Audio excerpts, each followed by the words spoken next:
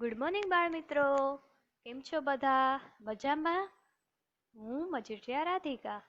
આજે હું તમને ધોરણ 8 વિષય વિજ્ઞાન પાઠ 7મો વનસ્પતિઓ અને પ્રાણીઓનું સંરક્ષણ ભાગ 1 આપણે ભણી ગયા હતા. આજે ભાગ 2 આવે છે. વન તેમજ વન્ય જીવનનું સંરક્ષણ, પેજ નંબર 78. વન નાબૂદીની અસરો જાણ્યા બાદ પહેલી અને બુજો ચિંતિત હતા.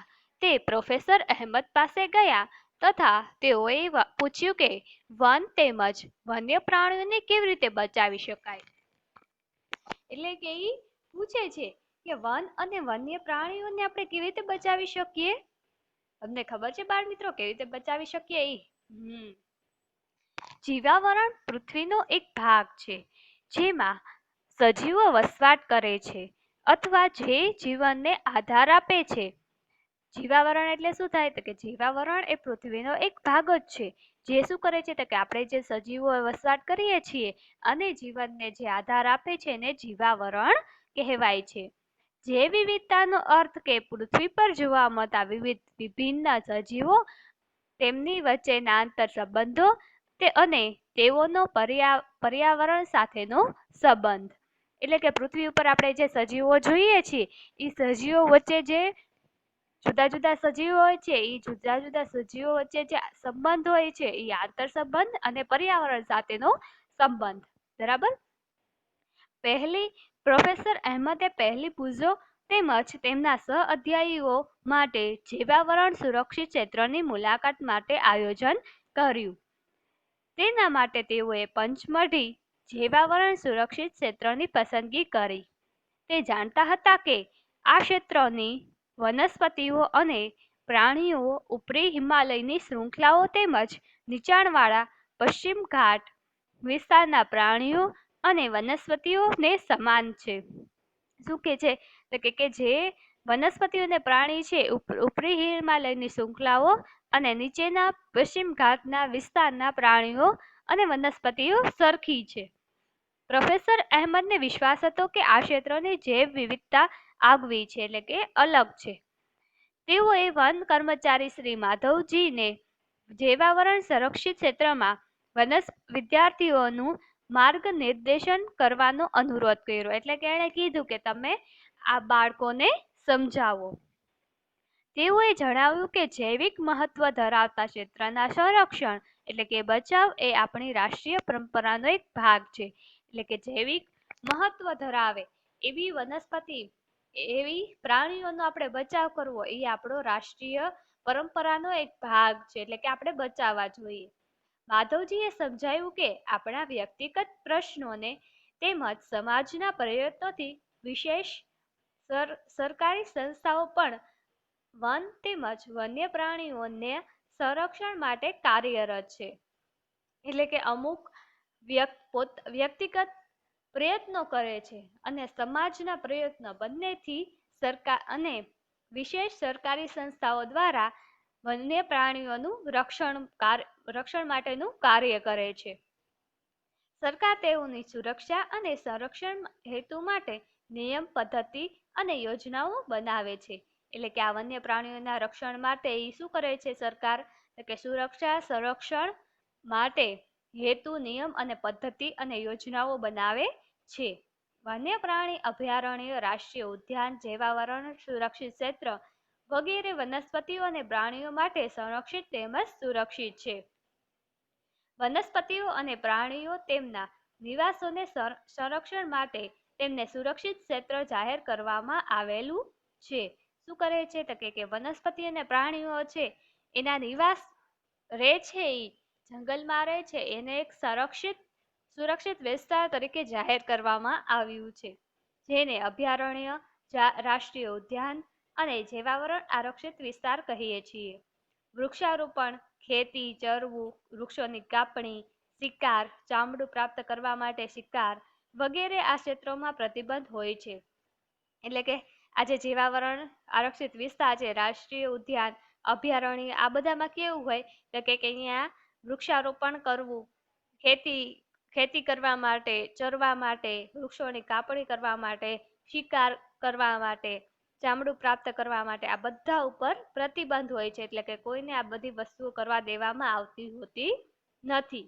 અભયારણ્ય એવો વિસ્તાર જ્યાં પ્રાણીઓ તેમજ તેના નિવાસ કોઈ પણ પ્રકારના ખલેલથી સુરક્ષિત હોય છે, એટલે કે ત્યાં પ્રાણીઓ છે એ સુરક્ષિત રીતે રહી શકે છે ને કોઈ પણ પ્રકારની એને ખલેલ પહોંચતી નથી. શેમાં?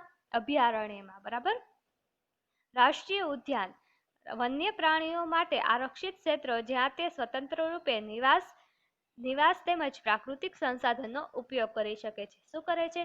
તો કે રાષ્ટ્રીય ઉદ્યાન એટલે એવી જગ્યા જ્યાં પ્રાણીઓ તેમજ વનસ્પતિ એટલે કે પ્રાકૃતિક સંસાધનોનો ઉપયોગ કરી પ્રાણીઓ છે એ પ્રાકૃતિક સંસાધનોનો ઉપયોગ કરી શકે છે એવો વિસ્તાર જાહેર કરવામાં આવે જ્યાં બીજા કોઈને જવા દેવામાં આવતા નથી. હવે પેજ નંબર 79.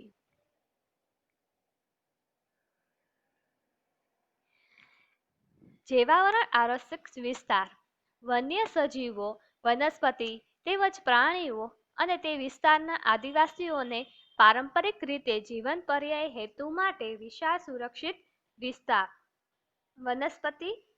વન્યજીવો, વનસ્પતિ અને પ્રાણીઓ અને તે વિસ્તારના આદિવાસીઓને જે જીવન પર્યાય હેતુ માટે જે વિસ્તાર સુરક્ષિત વિસ્તાર હોય ને એને શું કહેવાય?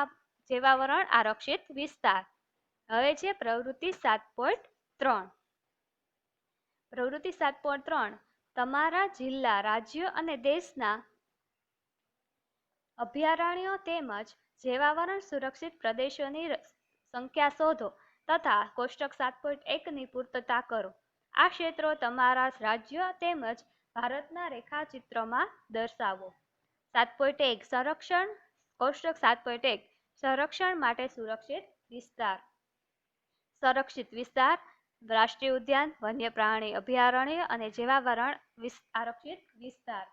સંરક્ષિત વિસ્તાર મારા જિલ્લામાં રાષ્ટ્રીય ઉદ્યાન કેટલા છે? તો કે 1 છે. બરાબર ને? ભાવનગર જિલ્લામાં જે વેરાવદરમાં આવેલું છે ને ઈ. પછી વન્ય પ્રાણી અભયારણ્ય તો કે એકે નથી. જેવાવરણ આરક્ષિત ક્ષેત્ર વિસ્તાર તો કે નથી. મારા રાજ્યમાં રાષ્ટ્રીય ઉદ્યાન કેટલા છે? તો કે 4. વન્ય પ્રાણી અભયારણ્ય 21 અને જેવાવરણ આરક્ષિત વિસ્તાર નથી. મારા દેશમાં રાષ્ટ્રીય ઉદ્યાન 90, વન્ય પ્રાણી અભયારણ્ય 448 અને જેવાવરણ આરક્ષિત વિસ્તાર 14 છે. બરાબર. હવે 7.4 જૈવ આરક્ષણ વિસ્તાર. પ્રોફેસર અહેમદ તેમજ માધવજીની સાથે વિદ્યાર્થીઓએ જૈવ આરક્ષણ વિસ્તારમાં પ્રવેશ કર્યો. માધવજીએ સમજાવ્યું કે જૈવ વિસ્તારના રક્ષણ માટે જૈવ આરક્ષણ વિસ્તાર બનાવવામાં આવ્યો છે. તમે જાણો છો કે જૈવ વિવિધતા એટલે કોઈ પણ ક્ષેત્રની જોવા મળતી બધી વનસ્પતિઓ, પ્રાણીઓ, સૂક્ષ્મજીવોની વિભિન્ન પ્રજાતિઓ. આપણને ખબર છે બાળ મિત્રો કે જે વનસ્પતિ, પ્રાણીઓ અને સૂક્ષ્મજીવો આપણે ત્યાં હોય એવું જરૂર નથી કે એ બીજે હોય જ તે.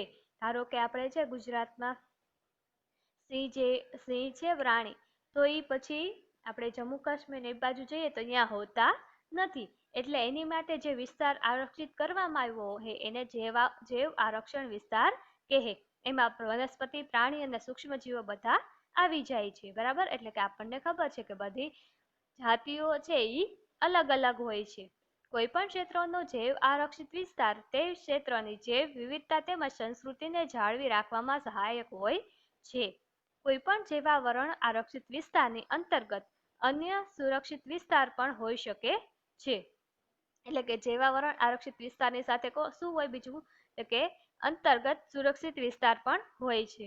પંચમટી જેવાવરણ આરક્ષિત વિસ્તારમાં સાતપુડા નામનો એક રાષ્ટ્રીય ઉદ્યાન તથા બોરી તેમજ પંચમટી નામના 2 વન્ય પ્રાણી અભયારણ્ય આવેલા છે. જો આકૃતિ 7.1 માં દર્શાવ્યું છે ને પંચમઢી જેવાવરણ આરક્ષિત વિસ્તાર, એમાં બોરી અભયારણ્ય, ચૂણા, ધેન, બોરી, સાતપુડા, નીમઘન, તવા જળાશય, પંચમઢી, પનારપાનો ગેટ, પીપરિયા તરફ, પંચમઢી અભયારણ્ય. બરાબર.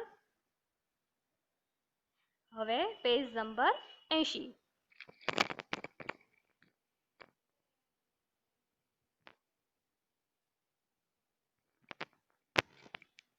7.4 તમારા પોતાના વિસ્તારમાં જૈવ વિવિધતાનો નાશ કરનારાની યાદી તૈયાર કરો. તેમાંના કેટલીક પ્રવૃત્તિઓ અજાણે જૈવ વિવિધતામાં ખલેલ પહોંચાડે છે. મનુષ્ય દ્વારા થતી આવી પ્રવૃત્તિઓની યાદી બનાવો. તેને કેવી રીતે અટકાવી શકાય, તમારા વર્ગમાં તેની ચર્ચા કરો અને તથા તેનો સંક્ષિપ્તમાં અહેવાલ તમારી નોટબુકમાં નોંધો. તો કે આપણે છે અમારા વિસ્તારમાં જૈવ વિવિધતાનો નાશ કરનારા કારણોમાં મુખ્યત્વે વધતો જતો વાહન વ્યવહાર, રસ્તા અને મેટ્રો પ્રોજેક્ટ માટે કપાતા વૃક્ષો, ધુમાડા અને અવાજનું પ્રદૂષણ, કીટનાશકોનો છંટકાવ, આ બધા કારણો છે. ઘરમાં પિત્ત ગરોળીનો નાશ કરવો, ઉંદર માટે રેક્ટિકલ દવાનો ઉપયોગ, મચ્છર તેમજ વંદા અને અન્ય કીટકોના ઉપદ્રવ માટે સામે વિવિધ કીટનાશક સ્પ્રેનો ઉપયોગ, ગાર્ડનમાં નીંદણ અને ઉધઈ વિરોધક દવાઓનો ઉપયોગ વગેરે પ્રવૃત્તિઓ અજાણે જ જૈવ વિવિધતામાં ખલેલ પહોંચાડે છે.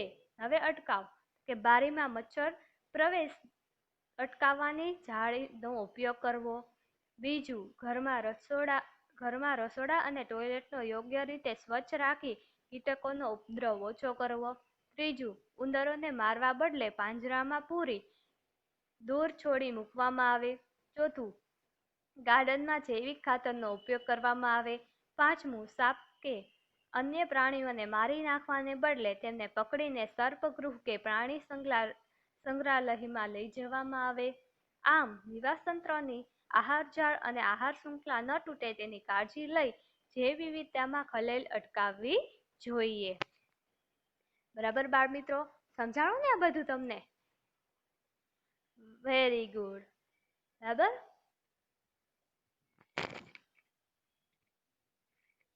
હવે આપણે નેક્સ્ટ લેક્ચરમાં કરશું. Okay bye. જય હિન્દ, જય ભારત.